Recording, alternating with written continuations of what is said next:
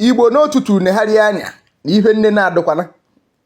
A na-akpọ mmadụ nwata na anụ ogburu mbanụ.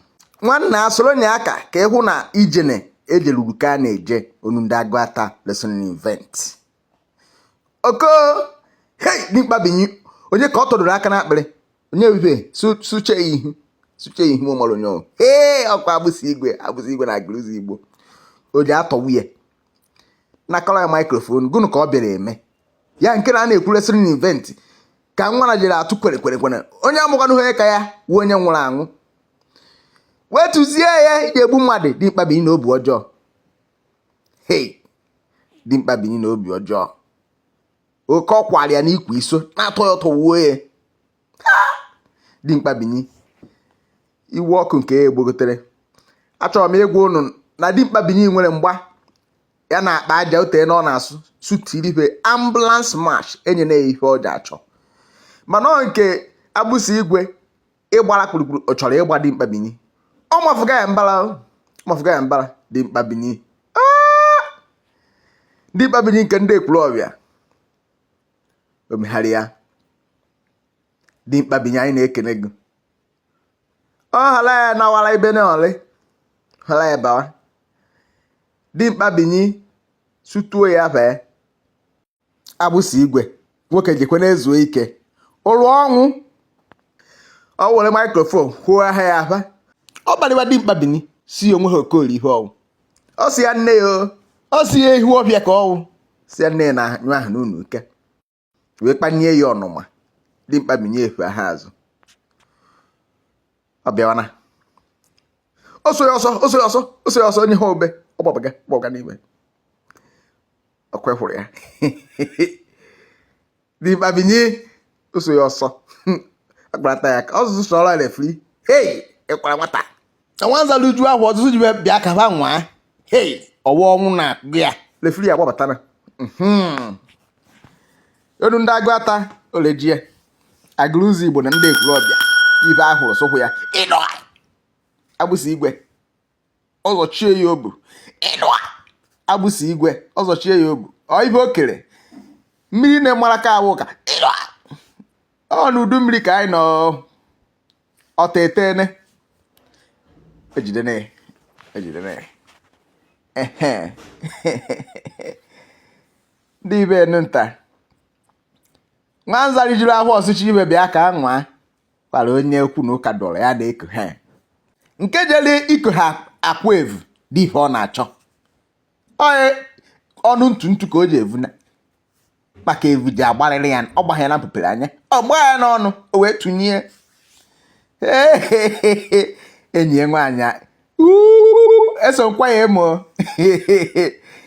Enyi agbụsị igwe akwa dimkpa binyi emo. Ọchịcha. Onye mara court messenger ọla chọrọ polisi okwu.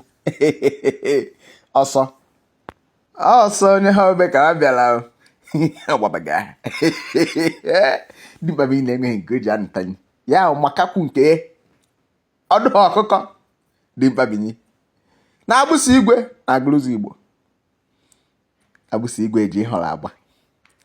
Maka ọkwa ma kone ka ọ gbara ya nke challenge n'ọnụ oyibo. Dimkpa binyi egwu anakwa tia. Ya dimkpa binyi na challenge akpa aja n'etite. Otie azụ n'ana. Panwa na abụ ndụ nwe ijosa etibuchala. Two losers. Ọfịachasị ụrọ dị ya n'ọkpa. Ọ dawu onwe. Maka kwu ndị Ekwuluobia. Ụmụazụ blọk ozara enwe aṅụrị n'ọrị. Ụmụazụ region of Mary enwe aṅụrị n'ọrị. Eko ndị return back to our root nọkwuye. Ewela ụtụtụ aka morning mass were mgbede je chụọ aja na ọtalụ. Wee wụrụ ya ivuru nkwu enu gbanye na mmanya ngwọ. O wee wụrụ ọgbarigbo harị ya mmam unu ndị Agụata. Ọ tọdo na akpịrị. Bịa refri gbaziga n'ezi. Ọ mara ya ọla o. Hey nke dị n'afọ ya ụzụ n'isi. Ọ makwara na gwakwara ya. Hey ọkwa gbara ngo. Ya mara ya ọla gara ha ịma ya ọla. Akpasu ofe dimkpa binyi iwe. Ọ mara ya ọla. Ọ mara ya ọla o jekwa editeni. Dimkpa binyi ọmakwa ha ọma ha na-ama ha ọla. Biko emelụ na ya ahụ ekwune akwa anyị ikwu anyị na-ekpara alụ wee bido. O ji one n'isi ya. sibidotere m ndobe anyị ntọwu ọmọbụnye idei 1 idei 2 agbanya na ha amaghị ọla idei 3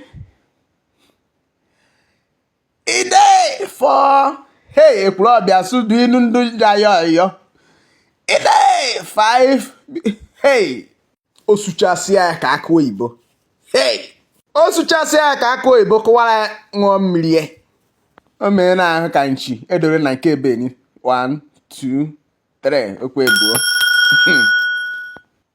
okwu ebuo ne dimkpa bini gbaduwe ibe chere n'ihe owu mgbe ya na-akpa aja n'izu ụka na-abịa ambulance march ọ halaba be ụmụazị gbazụgasịkwa nnezi mekiwe ụkwacha nnezi ọ kwọgburu onye ọwụ na babe hey sigosi m agbụsị igwe asịọra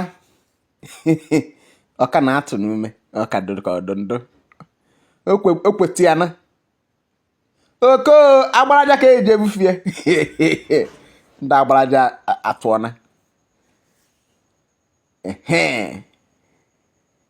atụghị ya na agbaraja ka nchi akpọrọ aba ebeni ebe anyị na-alacha aka amabunye ya enu kedu mkpa ebuo asụ ngo onye amaghị onye ka ya wu onye nwụrụ anwụ mbọsị onye ka ya ga-ewe iwe ọta ya ka chingom ọta ya ọtala uruhuru tala ọkpụkpụ maka ọka ya ka awụ ụka enweghị ka ọ gbala agbụsị igwe na Aguluzigbo igbo n'otuturu bịa no onu ndị agụ atarasin event ọ ga the biggest na South East maka Chineke ka anyị na-agbara odibo